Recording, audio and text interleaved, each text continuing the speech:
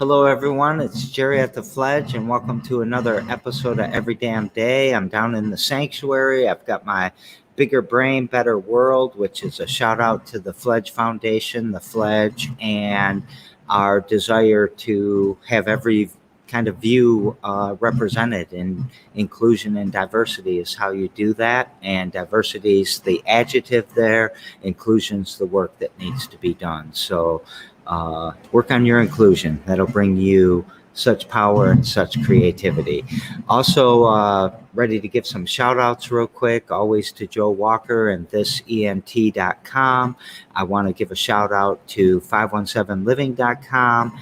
And also, you might have noticed a few days ago, I started asking my guests before the show who they'd like to give a shout out to. And my guest today chose Lisa Novak, who introduced us through Facebook to get us connected to do the show. David Smith, who is a friend of both of ours, and probably because of crypto or something like that. And then also a shout out to Stevie, who I think we're going to talk about a lot as we get into the show. So Stevie is Patrick's cousin, and they're doing some projects together. So we'll get into that. But let me bring on my new friend, Patrick Garrity. How you doing, Patrick? Oh, I'm doing great. It's a nice warm day in Michigan today. So thanks for having me on the show. And you're in Plymouth, Michigan. Yep. Yeah, this is actually an old guidance counselor's office in the old school here, if you can believe that. I turned it into a skate shop. I think if that would have been the guidance office back when it was a school, it might still be a school today. Maybe. I think that'd be you walk into a guidance counselor these days, or any day probably, it's all these textbooks about how you're going to be a capitalist and all that. And I love your background here. Thanks. Got the half pipe and some boards, and I'm a big skateboarder, so it's fun. Yeah, I'm promising to try to get to you and try to drop in on that half pipe right there. All right, in your office. Let's make it happen. Come on by anytime. Right. I always encourage people to stop by and skate with me. It's actually inspiring me quite a bit because I have so many skateboards stacked up in the back room right now. I just love staring at your background. Thanks. So let's jump into you a bit. Where were you born and raised? Where'd you go to school? Kind of what's your deal? Yeah, I was born and raised. I always think of it as an island, but it's an island in the sense of I grew up in South Lyon, which is a very, like, one of the most distant suburbs of Metro Detroit. And I call it an island because, like, it was 15 minutes to the highway regardless of which way you drove. So it was pretty isolated. But yeah, grew up in South Lyon, went to South Lyon schools, and finally got out, which I always joke around about. Yeah, no, I mean, just always fun-loving kid, and got into tech really early on, and skateboarding. Those are probably like my two, passions, is anything related to tech, finance, and skateboarding. And I remember, like, as a kid, buying and selling micro machines and bubblegum cards, baseball cards and whatnot were always like the fun things to do, to try and make a buck. So it was good. Were you well, first of all, South Lyon, I know exactly where it's at. I wrestled all the time, so I went to all these schools and all these things. So I know not most of, but a ton of high schools that people think are kind of esoteric. But does South Lyon have a skate park? No, they at one point did, but then there was too much riffraff, I think is what they said. So it was a tennis court. Then they turned it into a little skate park where people could build their own stuff, and then they disbanded it all. And I just remember we constantly were running from cops as kids in South Lyon, and then we would go to Brighton, and Brighton had some skate parks. So the cops would be like, "You're not allowed to be on your skateboard unless you're at the skate park." But it was kind of comical how we would get punished when we went to enjoy the sport that we love. And I think the good thing is nowadays, like, it's become a lot more socially acceptable. But yeah, as a kid, it was like my parents didn't want to buy me a skateboard because it was associated with smoking weed. Which for true or not, right? It's just kind of comical. The negative connotation skateboarding has had over the years. I have a long history with this, from skate parks that we loved being torn down and us trying to rebuild and maintain and all this stuff and fighting with city governments. And what I always found, uh, I don't know, not hilarious, but hilarious was it seems that skate parks made teenagers like alcohol, drugs, and sex. And before that, teenagers were all very good. And it's the skateboarders and the skate parks that cause all of these problems. I think it's funny because I think it's a lot of the opposite. It actually gives an outlet for kids to and even adults to do something positive. And so it's kind of funny. It's gotten that negative association. But I think right now it's kind of shifting and becoming, especially with COVID and people looking for more individualized sports, allows you to kind of control your own destiny. I think that perception has changed big time. And even you're seeing cities invest everywhere in building skate parks now, which is pretty exciting. Yeah. I have so much to talk about with that subject. The show's going to go for about 3 hours today. So I hope you're not busy. Hey, on that note, one shout out I didn't say is I help build some skate parks. I'm not fully responsible for it, and they're DIY parks in Detroit. But there's an awesome nonprofit called Community Push. If anybody wants to look at it or donate, where Derek, I'm spacing on his last name, with two broken arms, basically right now. He basically has helped put together a lot of parks in association with the city of Detroit.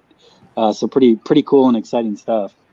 I am just going to put the name right now, but I will look up links for everybody so you can see where to learn more and where to donate. I've heard of them before. I love all skateboarding efforts. I'm sure we're going to get to that because yeah, so actually let's get to one right now. You were tech and skateboarding when you were young, right? And even today, I think you would still describe yourself as that.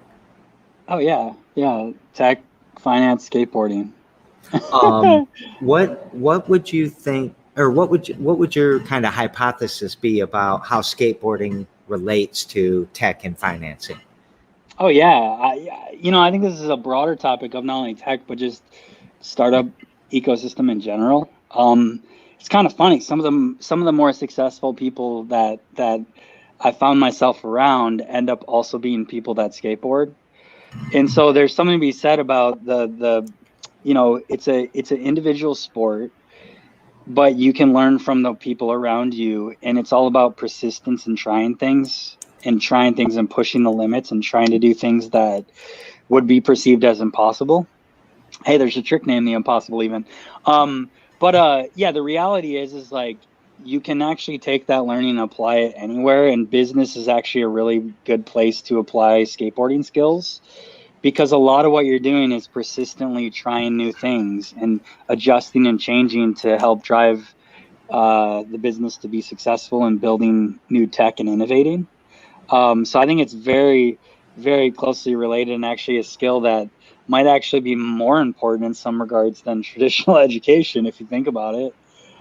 You still need some fundamentals, right? But just that importance of continuing to try and push the limits is incredibly important and valuable. All right, so I got a million things to respond to you about that. First of all, this show's called Every Damn Day. Do you have any guess of where that name came from? I'm assuming you do this every day for a long time, and you gotta be exhausted. I mean, I don't know if I could do that. How long are you doing it for? You are show 319 Oh, you're days almost in to the a end. yep. So 319 days in a row, every birthday, every Christmas, every New Year's, every Ramadan, every single day we've done it. without fail, even when the guests cancel at the last, 30 seconds until showtime. So we That's make an it happen. accomplishment. Well, what's been really surprising is that the community around me has helped me every time that I've asked. So like, oh, a guest just canceled. I need help getting someone for today. And boom, they come in. So we haven't failed yet. I'm knock on wood. I'm getting superstitious towards the end. So, but Tampa Pro down in Tampa, Florida, their skate park has a big hashtag every damn day outside of it.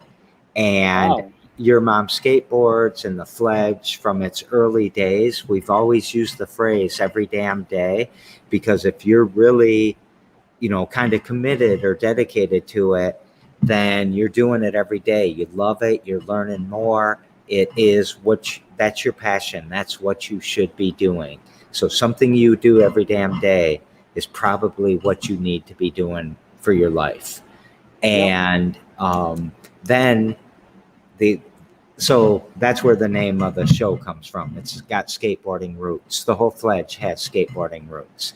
And then the other thing is lean startup, that whole strategy, a business model canvas and iterations and all of that, that's succeed or learn. Succeed or learn comes from our skateboarding push as well. And then the other thing is sponsor yourself. You don't need Nike you can create your own brand. You can create your own following. You can create your own boards. You can do this. And as you get more and more popular and build that brand, like fashion without a cause or a community is lame, but fashion with skateboarding is pretty badass. Yep. I agree. So some people, I'm not one of style in skateboarding, but definitely there's style. And then the people you surround yourself with, right? So your answer blew me away because I didn't think we were going to get that far yet. So, let's talk about some of your projects you do right now. Let's get away from skateboarding for a minute and talk about tech, maybe. Yeah, tech is fun. I mean, always been a passion of mine. I've been really fortunate to get involved in a lot of fun things. Been in tech most of my life, with one exception. I actually did building apartment maintenance for a while, for about a year and a half. And that was one of my favorite jobs, which is hilarious. If you can believe that, like plumbing people's toilets and all that fun stuff. But I just love people. And I think like just learning tech early and tinkering with computers, it's always been a hobby of mine. And so when you can take a hobby and turn it into, and a passion and turn it into your career, but more or less trying, understanding the challenges organizations have around needs from a tech perspective, opportunities for individual technology. I focus more on servicing business on the things I do a lot. I get involved in some consumer products as well, but how can we help secure businesses, help them grow and sustain? And in particular, the last 10 years, I've focused a lot of time around cybersecurity as my primary means of like job, role, and income. But and then on the side, I have hobbies around crypto and other passion projects as they pop up. Do you want to tell the story at all about the one company that's kind of major? I don't want to name them if you don't want to name them. Oh, no. Yeah. No, I'm happy to talk through a little bit of the companies. I think you're referring to Duo. Yeah. I'll talk a little bit about some background. So I started, first off, I started in tech when I was young. AOL dial-up when I was like 8 years old, probably. Having a DOS computer at home, I was really fortunate to get access to tech, and went through the CCNA Cisco Academy. Never took the tests. I'm awful at taking tests. I'm like a C at best. I went through college and took some courses and then just dropped out and I started my own company and just decided, like, after many years at trying to go through college, like, hey, I have enough to be dangerous. So I started my own business. I ended up selling it to my friends who were working with me, not for a whole lot of money, but enough to have some income from that. And then went to a company called NetArcs, and we got acquired by Logicalis. Didn't have any ownership, but was involved pretty heavy in the operations on the sales side. And I actually I went to a meetup and met this guy, Doug Song, in Ann Arbor, Michigan. And he's like, we built this product. It's two-factor authentication deployed in 5 minutes. And I had sold RSA Secure ID, which is a two-factor technology. And I was an account executive with some technical skills and a salesperson for translation. and I went and downloaded the product and I got it up and running. And I was like, oh, this took a 200-hour project down to 5 minutes. This is going to be incredibly disruptive.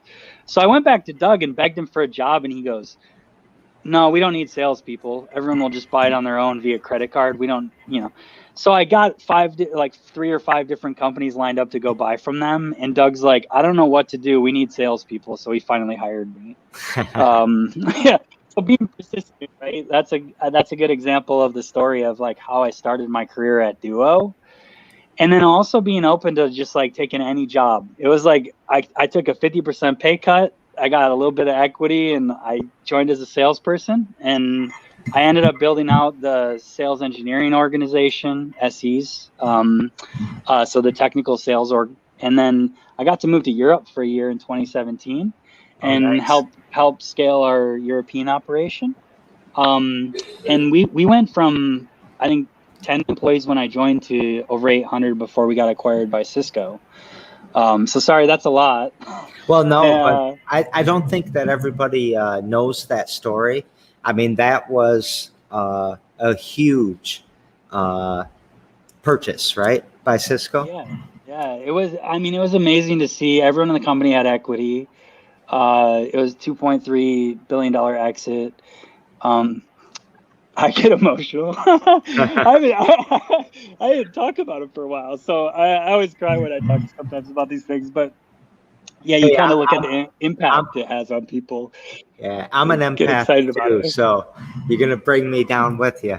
So we'll cry on the live stream together. But yeah, I mean, it's made so much impact. Has created a ton of opportunity for the ecosystem. Not only in Michigan, but outside of Michigan too, really across the world, and made a lot of friends, and then got involved with other companies. So as we got acquired at Cisco, I got involved with Census and helping spin that out of the University of Michigan.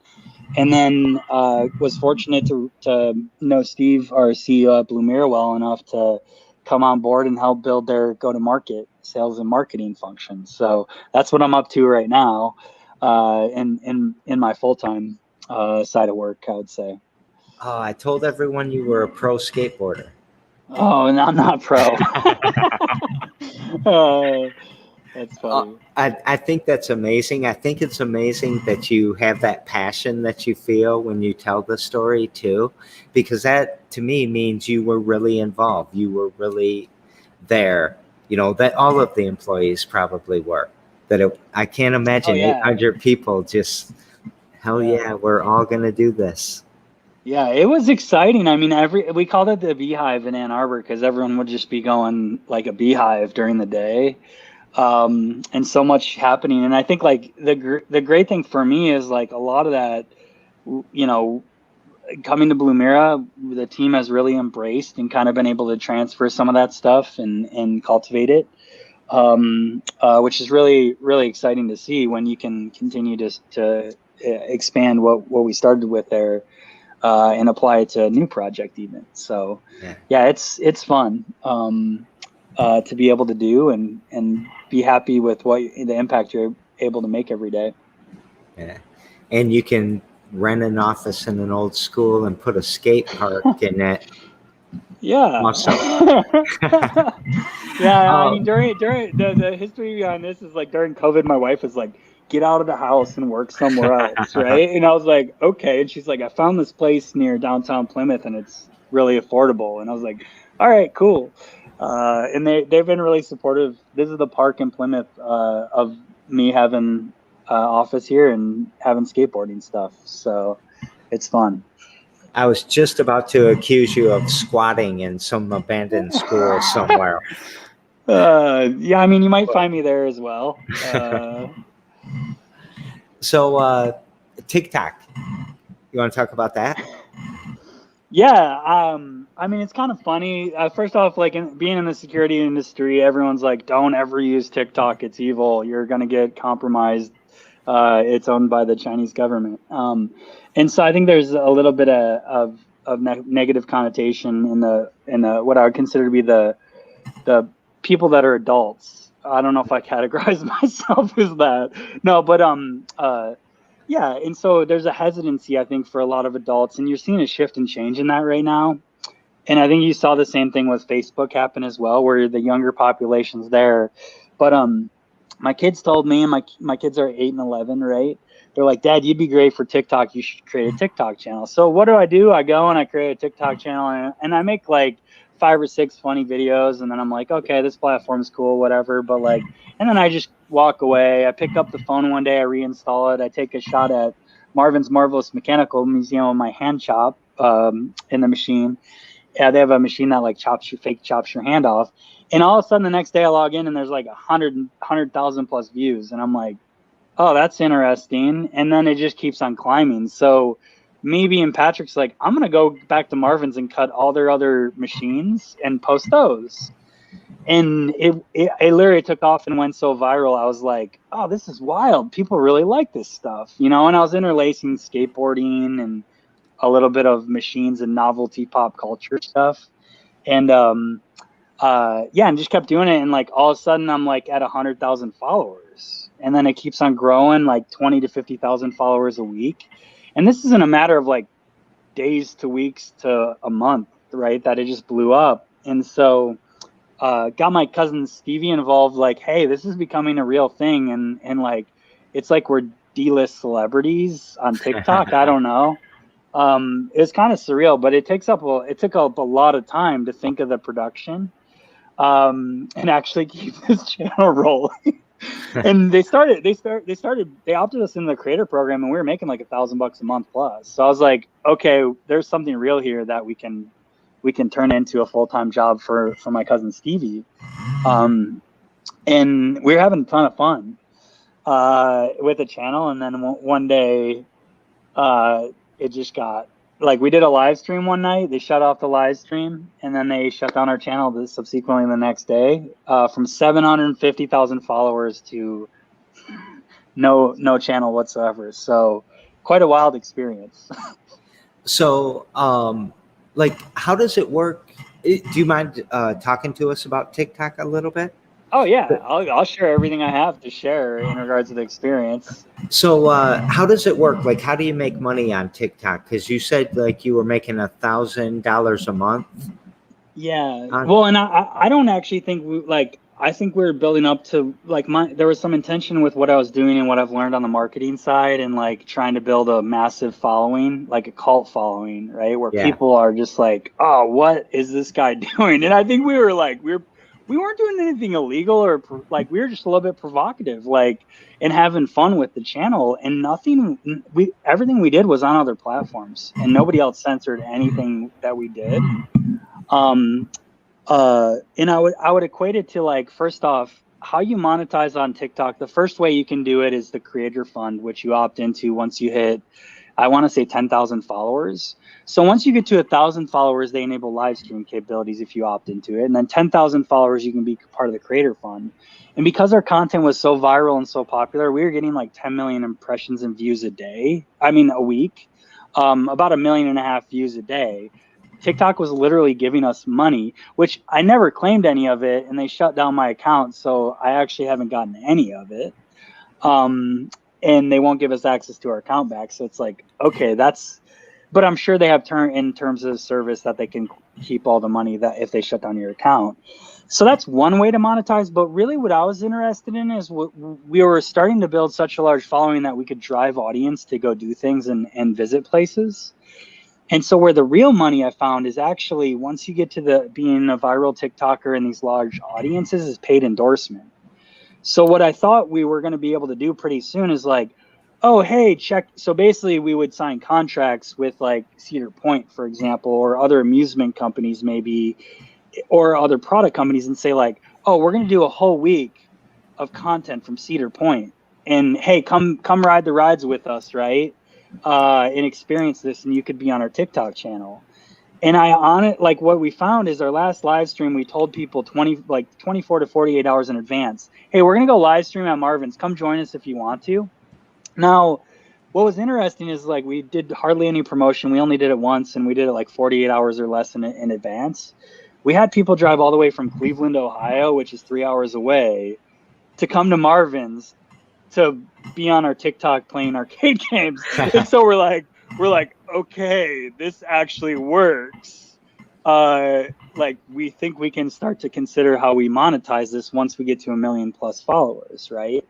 So that's that. And what I was told is once you get to 1 million followers, you can charge about $2,000 to $5,000 a TikTok. Is pretty typical or normal. For like a cameo or to have something mentioned in it or to do your shop there? Not yeah, the cameos don't go that expensive, but corporations like Cedar Point would be interested in maybe doing some content with us jointly, because we could drive people to their amusement park, and they would marketing organizations pay tons of money for this all day long, right? And so that's the thing is it's like if you can unlock the marketing budget from corporations, that's really how you make the money. It's not by doing a bunch of cameos. So did you no, not your cameos. I was thinking like I want to be on one of your videos because they're cool as shit actually. Even I've never seen the 1.0 though. I've only seen the 2.0. Here's the question I have for you. Do you have like a business model canvas for your TikTok channel? I mean, because you seem to have a business model pretty well worked out. Well, we started to build it out, but it's like we neglected it because we spun up a channel a week and a half ago, and we have 80 followers, like, and none of our content is surfacing. So it's like, well, it's obvious either they're pinning it down to our devices and not allowing us to post content regardless of account, or they're monitoring the name or something, that or the algorithms aren't in our favor anymore. So part of it is luck. Like we got lucky that I made a post and could repeat the content, but like we can't get the other accounts working in the same way. So it's like, yeah, I don't really have time to mess with it. We got lucky is what I could equate it to, as far as why we went so viral.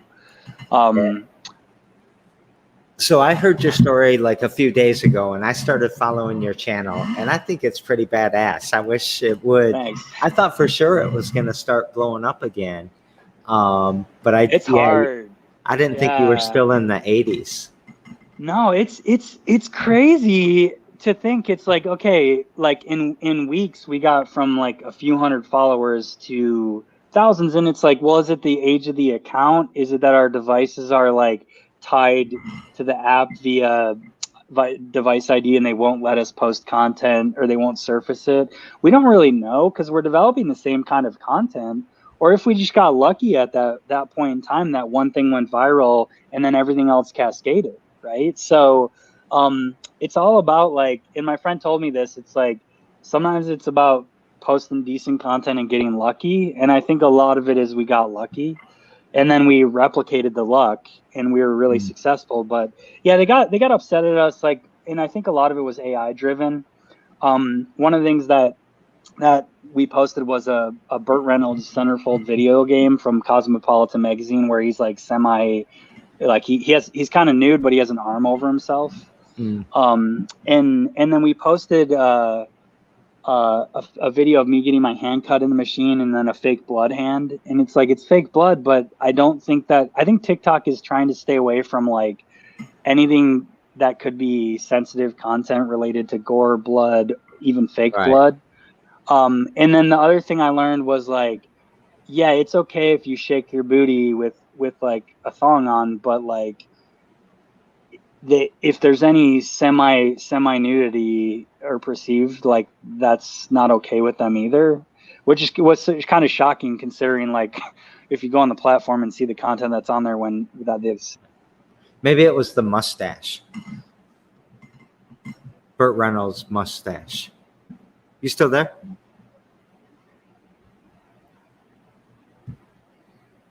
Well, Patrick and I froze up for a second. I'll give you a little fact about Burt Reynolds. He was born in Lansing and grew up on Denora. He grew up in the Baker Denora neighborhood. So there you go. There's a fact about, well, I don't know how old he was when he moved. Patrick, we're having no luck. This could be his TikTok trick. What am I going to do? Sorry, everyone. Hopefully he will come back in.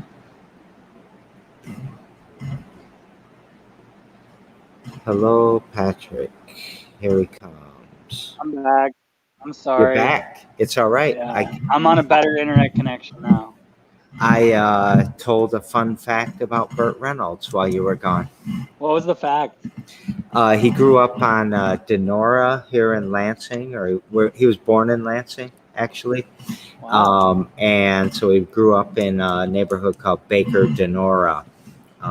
When he was, I don't know how long, he might have left when he was 3. I have no idea. But that's something, just always trying to give Lansing something to be proud of, you know? Burt Reynolds. Burt Reynolds got my TikTok channel canceled. And I was suggesting that maybe it was his mustache and not his nudity. Wait. Every time. Is that you or me? That said what? Oh, wait. You know what? Sorry. What? No, a video started playing actually that we made as a joke for TikTok. I don't know why in my background. So I apologize. I'm all set now. It's all good. No more interruptions. All good. So what we were talking about is that maybe that nudity or that potential or implied nudity or whatever on TikTok got you banned. And then do you think there's some sort of, like, are you a conspiracy theorist too? Actually, that's our other theory. Was we posted some content that was from museums that we visited. So an example is we posted the JFK limousine. We posted in the Henry Ford Museum.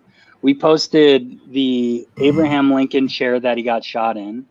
Then what we found at the DIA, the Detroit Institute of Arts, they brought this artwork out that hasn't been showcased pretty much ever, I guess. And it was in the back, and it's Yoko Ono's interpretation of John Lennon's shirt that he got shot in. Yeah. And in the amount of conflict and conspiracy theories on that, we believe could have been, because that in under a week got like 10 million views, and it was going to go to like 100 million nonstop.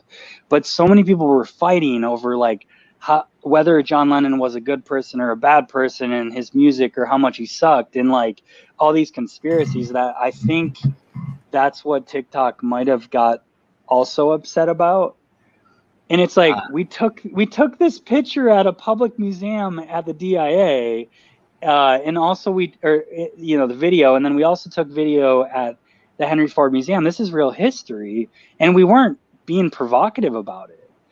And so that's the thing that kind of like flusters me, is like I think we might have got hit with conspiracy theory when like we're not conspiracy theorists ourselves. It was other people and how they were interpreting the artwork and the real stuff that we were demonstrating. So it's kind of frustrating and kind of hard to understand. And TikTok doesn't give you an explanation, and they don't respond to any, and they have not responded to a single appeal. I want to make up like a cool tech explanation and see what you respond to it though. So yeah. What if they do have AI analyzing all the comments down there, and they're saying this is causing conflict within the community? We're going to take this whole post or this whole account down. And what if they were giving you an agitator, I don't know, score or something like that? Would that piss you off, or do you think that would be good? I don't like, we posted good content that we believed is things that people would see in a museum and an arcade that they would bring their kids to. We can't control what other people say from a comment perspective. Mm-hmm. And that's not our responsibility, is not to censor that on a platform. And so like, I honestly think it's like, if TikTok that's their responsibility, but we shouldn't be held accountable for other people being conspiracy theorists are out of control, right? Yeah. And so it's just, it's really tough to understand. And like, to be fair, we made some shots at TikTok on the channel. We made a music video. I dyed my hair like Eminem, and made a rap video about getting banned because some of our previous content got posted and marked as sensitive. And so it's just like, it's just frustrating because like, we didn't do anything illegal. We didn't do anything wrong. We posted stuff that is real artwork in, DIA, Henry Ford Museum, Marvin's Marvelous Mechanical Museum. There's nothing questionable about this stuff. And so, and then we posted it on other social media and didn't have any issues. So it's just kind of a bummer to end up in this position.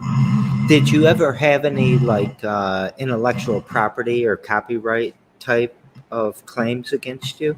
Or Nope. were you always with like talking to the museum or talking to? No intellectual property. And like, we recorded all the footage from our phones ourselves. So there's no intellectual property involved in a recording that we made. Okay.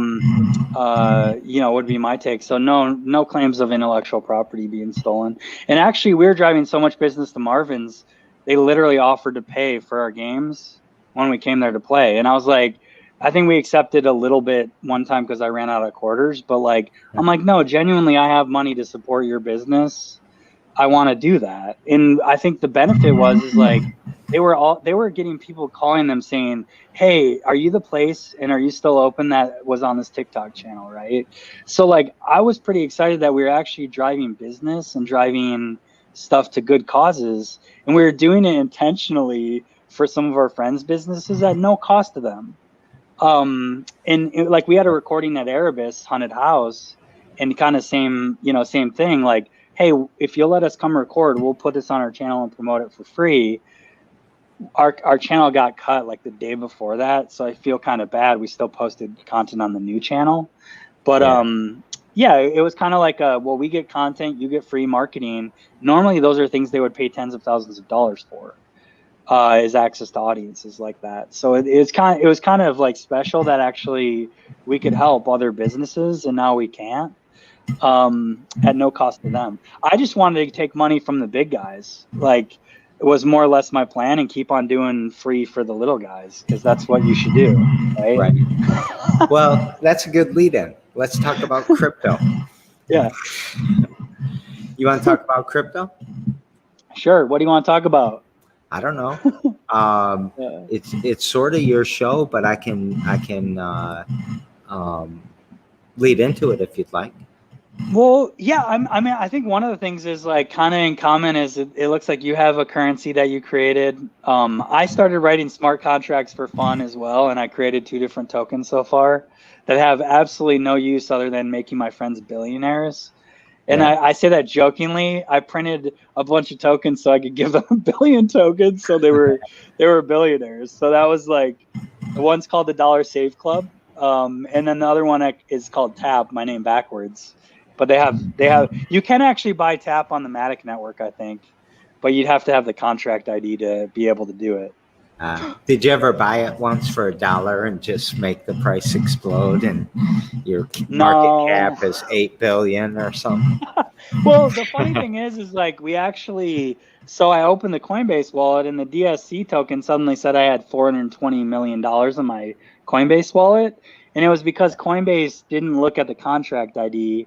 They looked at the token symbol, because you can create any token symbol you want, even if it's already used. It's the contract ID that makes it unique. So it's a great way to scam people too, if you think about it. Not that I never have intention of scamming people, right? You always want to make money on the up and up. But it was kind of interesting going through that experience and playing with the different cryptocurrencies and tokens. We make a lot of t-shirts around here, and the favorite t-shirt that I've made so far is "Keep Bitcoin Shady." Yeah, that's funny. I always had more fun when the ATM, you didn't quite know who the hell these people were and what they were up to. So you have a Bitcoin ATM at your location? I do. We've had one. We've had two different types for several years, but I got rid of one, which was who's that? He was from Michigan too. The guy, what's his name? He's got to be one of your friends, maybe, if you know David. Or I don't know how long. I don't know any Bitcoin ATMers. And what interests me more is I'm not a fan, much of a fan of Bitcoin. I think I hold one physical token that has a key on it for a coin, which is pretty unique and cool. Yeah, I'm more in the DeFi, Ethereum, some of the other networks like Matic side of things. Yeah. And because I think there's like nothing wrong with Bitcoin, but like there's a lot more utility with these other networks and tokens that excites me. I'm biddle over hodl, if that makes sense to you. I'd rather cool. build than hold. So building's a good thing. We're moving from the Stellar network over to the XDAI network, which is an Ethereum based. Oh, nice. So yeah, I like on Ethereum. There's a network called Matic, which I played around with and issued my second token on. And I mean, the main thing is it drove costs down so much on a transaction basis to where like the smart contract only cost $1 to deploy, and then it was like less than a penny per transaction, which is the biggest problem of being on the Ethereum mainnet is cost, right? Yeah. Yeah, that's why we went with XDAI, is because it's like a penny and a penny. So. Oh, nice. Yeah. Affordable. Right now, the project I've been most involved with, and I'm not formally involved, I'm just on the Discord and an early IDO investor staker, is one called volatility.com. And like that one, they're actually building volatility indexes similar to on the stock exchange, the VIX. Mm-hmm. So you can actually, measure and trade volatility of crypto pairs, if that's helpful to know.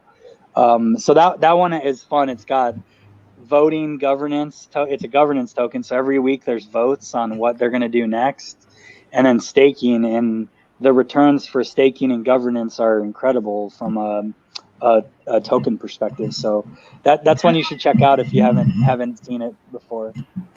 Thank you. I will. I love the consensus models. I love the decentralized autonomous organizations. I want to do a DAO so bad. I'm getting ready to, actually. And then I love DeFi. So you want to go anywhere there? I mean, I don't know how deep you want to go. I think like I can go as deep as you want to, but I just find it fascinating and fun, the things that the potential for disruption. But at the same time, I also see you see the gaps in it. And I think it's like building new protocols of the internet almost, in a lot of ways all over again, that leverage a lot more utility-based factors.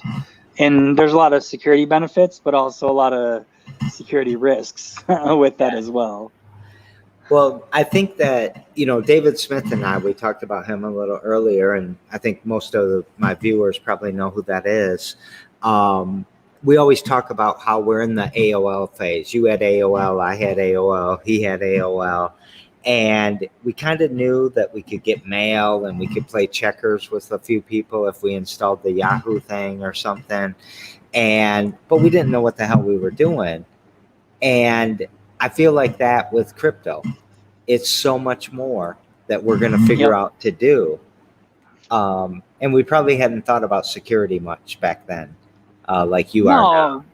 But natively, like, crypto has a lot of benefits in that, like, it actually is built on cryptography and it has a lot of good security attributes. It's just that it's not incredibly usable still. Yeah. And it's gotten incrementally better, but, like, yeah, the project we're on right now, it's like you have to be a pretty high level of sophisticated person to even participate and be involved. And you have to jump through a bunch of hoops. And so my brother's new to crypto and I got him involved and he's like, his mind is just blown. It's like, I think I just did 40 different things to get to this point where I own the token, right? But he made it through, and he's a mathematician, so his brain's now all excited about all this stuff, which is cool. But installing MetaMask sucks or something like that, right? Yeah, like between like I gotta buy ETH from Coinbase and then transfer to a MetaMask wallet, and then I have to like exchange via Sushi Swap, and then it's like all the transaction fees like made it not even worth it for me because I didn't have that much money. So you're sitting here laughing, going like, oh yeah, I've learned those lessons long ago. Right? That happened to me with BitClout. I think you said you played around with BitClout a little bit. Yeah, I haven't played with it recently, but probably about three or 4 months ago. And it's interesting, but if I don't know, for me, I was like, this feels too scammy. I think it like paid you to be a narcissist, number one, and then if you were a narcissist, you were going to fall for every trick that was out there. And so I don't know.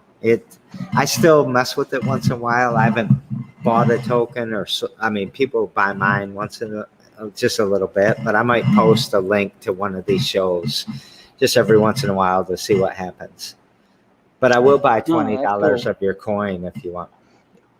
If you want to, I'm gonna. If you want to, you can pump the Patrick Garrity coin, or you can have Sledge coin.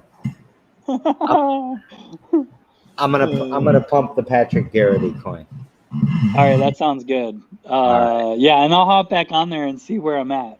I think you log in with your Twitter ID, is it? I don't remember. I don't know. There's a phrase and all this other stuff you have to know, but it's pretty simple. But I do think that like there used to be Steemit, right? Yeah.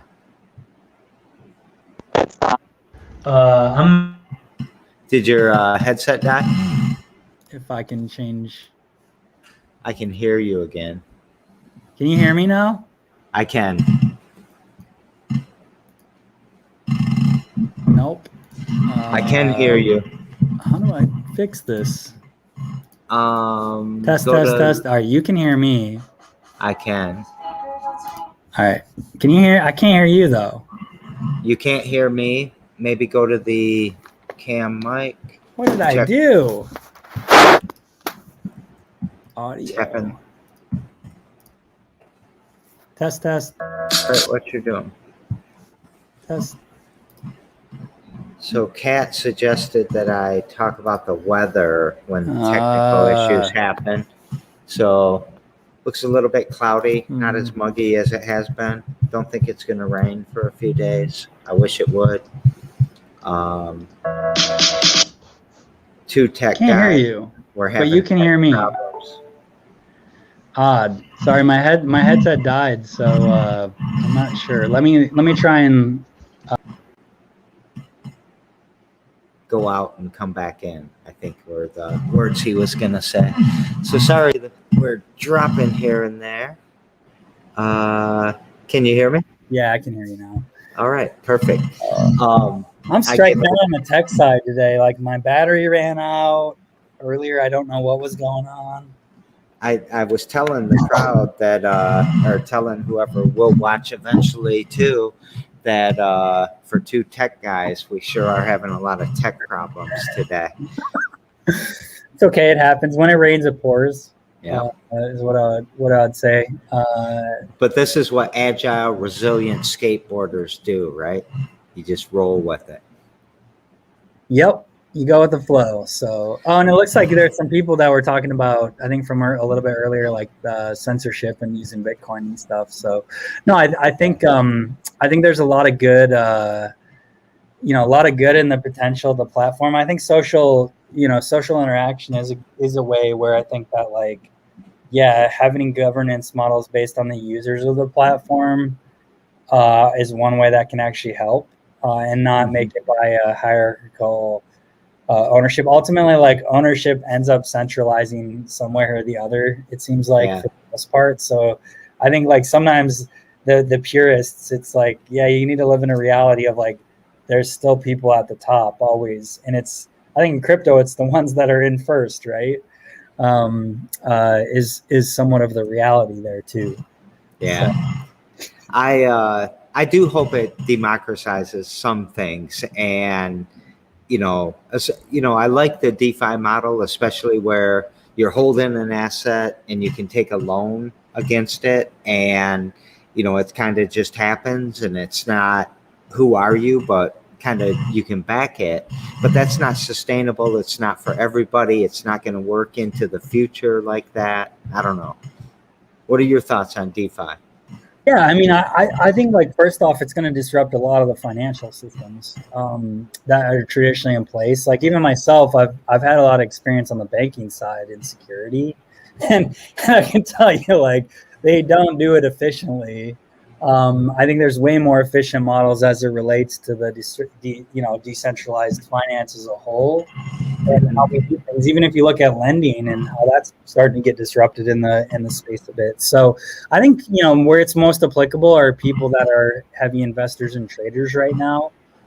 There's a lot of technology I think we're going to see disrupt that space. And then I think we're going to start seeing it slowly down to consumer level where they're starting to participate. I think we need to get past this phase of, like, there's so much garbage and it's hard to dissect what actually is valuable or going to be valuable. Yeah. But hey, sometimes marketing wins, and that's why you see Dogecoin almost hit $1, right? Is because it's essentially the antithesis in well marketed, not intended, right? People love it. They have emotion with it. And I think that's what drives consumer behavior a lot of times. So it wouldn't surprise me if Doge actually becomes the token of the consumer. I'm not betting on that, and I think it's like idiocracy, but I think it's the reality. It is a lot like idiocracy. And I, to make it even more like idiocracy, I bought 10,000 as a joke a long time ago because I had change left over on Blue Trade or something. Yeah. And forgot about it until I saw it going up, and then signed back into that account, and, like, there's $10,000 sitting there worth like $5,000 that I spent $9 for. So that was happy day. I held though. I didn't sell it. You're better than me. That's probably been my biggest challenge. Is, like, I've sold early on both 2017 and then 2021 runs, and I look back and it's just like, oh my goodness, that was like tenfold, right? That I lost out on. But hey, that's part of it. Is it's like taking profits isn't a bad thing either. Right. You have to be okay with that in business as well. My $10 my $10 in hemp coin went to $7,000, but it's worth like $6 now because I held. So take the profits. Always take the. No, I don't know. How do these three things, I'm going to say skateboarding, tech, and crypto, how does this kind of fit together for you? Well, yeah, I mean, I think, like, genuine curiosity overall of, like, how things work, how to make things better, how to help people. And so I think, like, they all kind of tie together in my world. And, like, sometimes it just gets too big. So I think, like, right now I'm in that phase of, like, all right, what things can I hunker down on and focus on and maybe cut some things down? So you go through those different phases of, like, exploration and then realizing, like, oh no, here's really where the value is, and then layering on focusing on that. So, like, right now, Blue Mara is probably the biggest thing of focus, with the volatility stuff as a hobby on the side and some of my friends on the investor side. But and then you got the personal life as well. So I got kids and a family. Oh yeah. And so, that interlaces and ties in. And then skateboard, a lot of it is about health, both mental health and getting out and outdoors and or indoors and trying to keep the body in shape. I'm also going to start juggling. I think I'm actually supposed to be a street performer as in my life. And so I'm trying to learn these different skills of, like, expanding to new horizons, and juggling does upper body work as well. So that complements skateboarding really well. So that's kind of like how some of those things tie together, is, like, they're just fascinating, fun, and you try and push the needle and be progressive in these different things, challenge status quo, and create new opportunity for people too. I think at Blue Mira, I think since I joined, we've created 30 jobs. We were 10 people when I joined, and I think in the next year we'll probably double to triple that, right? Yeah. And so that's that's kind of exciting to be able to create that new opportunity with and for other people, being a big part of that. And you said you're feeling that dual energy, right? Oh yeah, I mean, like, we built similar momentum. The founders are awesome, Matt and Steve, and the foundation that they build and providing real value to organizations. And like what we do is most organizations can't have a dedicated security team, and they can't deploy complex products that help them detect threats and indicators of compromise that are involved in a breach. And so we look for indicators of compromise or threats and help surface those really quick so they have a fighting chance before they get hit with ransomware or have a major incident. And so essentially it allows organizations of any size to have those functions without having the people, budget, or resources to do so. So it's very, it's both honorable of like we're helping organizations truly in preventing this stuff that normally wouldn't have access to it because of the complexity of being able to do it. We've simplified it down quite a bit. Yeah. I've always, hated installing Norton and keeping up and McAfee and keeping up. And I've always thought that a predictive model would always be, hey, you're really vulnerable. You're the type of organization being hit. And here's or whatever the factors are that machine learning figures out. But do you want to go on a McAfee tangent for about an hour and a half? No. John McAfee. Going a little bit though. I do got to go on a little bit. So, no, McAfee, like, probably worst person on earth. I think the one thing he was good at was actually marketing himself. And I think unfortunately, like, the path he went down was really bad and negative, and it kind of ended how it ended, and nobody was surprised. Would be my take, but like, yeah, try to not be an awful person or human being like McAfee. But what I would say is, like, there was some qualities of McAfee that actually stood out in regards to how well he branded and marketed himself. That I think, I don't have any respect for McAfee, but you kind of see like that he did that quite well. And I think people can learn from some of that. Is what I would say there. But yeah, we need less a-holes in the world. Like more trees. What do you do every damn day to push your needle forward? I mean, I would say I try and figure out what I'm going to focus on and prioritize and be successful with. Quick wins, and making sure I have wins and success every day, and not getting distracted by the negative. Right. Sometimes you just got to walk away and focus on what you can impact and let the things you can't control play themselves out. Are some of the bigger things I've learned, especially in the last couple of years. Focus on the big impact, make continually, small incremental wins, and listen. I mean, listen to the customers, listen to your employees, listen to your friends, and try and figure out where to go and point the sales in the right direction. I think you just kind of summarized the 7 habits down in like 3 habits. So yeah, good job getting us all efficient. But I love what your advice is there. I mean, I think about all the things that people worry about or, rest on, and nothing's ever as good or as bad as we think it is. Sometimes we get surprised, but almost always it's somewhere not what we thought. Yeah, we tend to wrap ourselves around the wheel, right? A lot of times, and get stuck on things, and like, you got to be able to let things go. I'm not perfect at any of this by any means. I'm always learning. I think anxiety hits me pretty hard, and ADHD and a combination of those things. Like, I think they're strengths, but they also have their weaknesses. And so it's all about like mentally figuring out, hey, how do I focus myself on the right things that I'm going to be able to make the most impact on? And sometimes that means doing less is a big part of that too. and focus, right? So Yeah, it's good. that's what they keep saying anyway. So I daisy chained the shows together, and yesterday I had an art music teacher, Timmy Rodriguez, on, and his question to you is, what are your top 3 movies? Ooh, top 3 movies. I'm Yeah. more of a TV show person. Netflix trash than movies. Top 3 movies. We can change it to whatever category you No, want. no. Movies are good. I'm just trying to think of like the ones that have made the most impact. Like Sandlot's a really cool movie.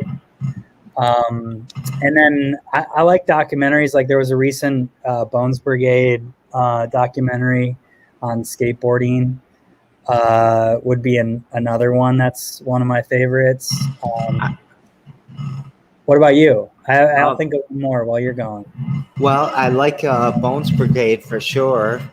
David Lopez out here suggested that we watch Skater Girl, which I think might be about the Afghan girls who got into skateboarding so they could sort of sneak into school. Yeah, I've heard of that. I haven't seen it, and I think it's supposed to be a pretty cool like documentary, right? Yeah, it's definitely a great. I was actually I was in Dubai when I first learned about them and heard about their story, and I thought it was. I was such a skateboarder. I'm not a good skateboarder, by the way. I'm a horrible skateboarder. That's okay. Getting on enjoying it. But I have fun at it, and I bleed, and I can do some vert stuff. So Yeah, I'm happy about all that. You know, other ones like combination of Ghostbusters and Indiana Jones type era as a kid. Definitely some of my favorites as well. But I'm not. I wouldn't consider myself. I'm not a big movie medium. Like I love listening to music, but I'm not like someone that follows music, right? And same thing with movies, right? Yeah. If it's on, I might watch a little bit of it. I want to see the new Space Jam, but I hear it's awful. Oh, that sucks. Word on the street. I'm always scared to answer questions like that because you never know if you're talking to some movie snob that's going to tell you why you're wrong as soon as you say your top 3. You know, oh, that was a horrible movie. Those guys, always worries me. So, what question would you like to ask Jeff Lazarus, who is doing Strikeout Baseball, which is kind of a league or something? He's going to explain it more on the show tomorrow. But what random question would you like to ask him? I want to ask him who his favorite skateboarder is. And the Olympics for now, so that's a softball question, right? Yeah. Hopefully he's watching the Olympics. Who's your favorite skateboarder?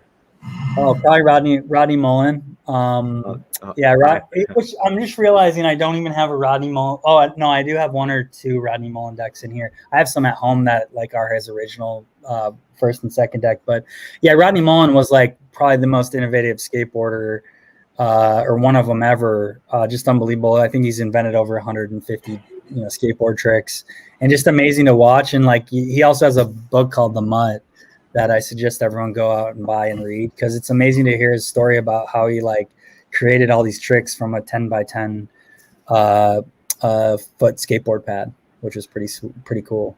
I watch him and I'm like, who would even think to even want to try that? Well, I think like during it too, his dad despised it and didn't want him to skateboard and discouraged it and thought it was for kids, right? And I think it's kind of funny. One of my famous skateboard moments was I skateboarded to the cabinet office in the UK, which is the equivalent of the White House here. And I got there. My boss, the VP of operations there, was like, "What are you doing? Why are you on a skateboard coming to the cabinet office for a business meeting?" And he's like, "Would you skateboard to the White House?" And I was like, "Absolutely." I mean, like that, like for me, I'm like, what kind of question is that? And in that moment, it was kind of interesting because we sat down with the cabinet office people, and one of them was a skateboarder, the guy that was, the buyer, and you could see his heartstrings. He's like, "Oh my gosh, you skateboard?" Like I used to skateboard as a kid, and socially at that time in 17, skateboarding wasn't acceptable if you were an adult, I would say, in the UK. So they're a little bit more behind the times in the States in that respect. I think they're a lot more progressive now, but yeah, it's pretty funny experience. I traveled all over the place and I skated in so many airports. My favorite always being Detroit Metro, going from Terminal A to B and all that. But I got tons of stories. But happiness, sadness, joy, hope, or love, which word would you like to talk about? Probably happiness. Happiness? What is it to you? I would just say like enjoying what you're doing whenever possible, right? And being positive and living in the moment would be the things that come to my mind. What did you do? You see a difference between happiness and joy? I guess I don't know. I guess I think of happiness as a more cheerful feeling, and joy is probably more content. You know, I don't know. I feel like it's the opposite, but most people agree with you. Like I feel like joy is landing a trick, happiness is skateboarding all day. Oh, that's good. That's a good way to look at it. So anyways, hey man, thanks for being on the show. I know that you're probably super busy and have a ton of stuff to go get done. I'm going to still keep trying to build your channel up. I try to watch it and like as much as I can and share it. So maybe check in again in 3 months. Maybe it'll be up to something big. Yeah, maybe one that's the ingredient. One thing was like, hey, we posted a ton of content. Let's sit there and maybe it'll build itself, right? So that's kind of one of the theories and behind what we're doing right now. Yeah. But, you want to see some skateboarding? I want you to take us out with something. So yeah, let's check out some skateboarding. All right. I'm gonna go over here and I'll do some tricks. We'll see if I can land anything today. And my shoes are not tied. I should have tied them earlier. That's always the. So hey, let's see if I can get some speed up. There we go. All right, that's the extent of skateboarding. Well, thanks for having me on today. It was a blast. I love it. Thanks for doing that. I thought you only had one side of the mini ramp. You have both sides, so you got to be able to go back and forth. You know, I didn't show the whole office, but you can kind of see here. Yeah, I like it. Oh, I like it. I thought you could just drop in, then I'd have to do something and then run into a wall or whatever. Hey, thanks a lot, man. Full pipe. So thanks so much for having me on. It was fun. Thanks for coming on. All right, everyone. Tomorrow at 2, we will see you later. Take care.